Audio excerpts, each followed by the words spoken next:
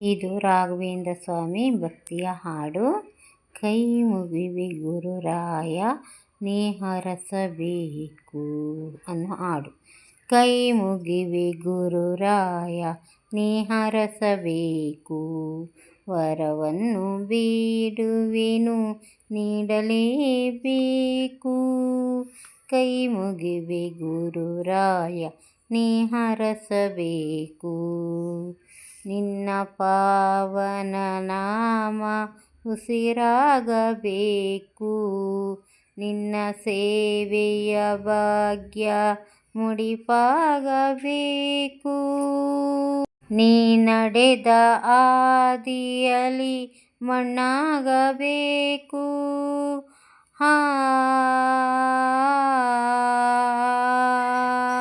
ನಡೆದ ಹಾದಿಯಲಿ ಮಣ್ಣಾಗಬೇಕು.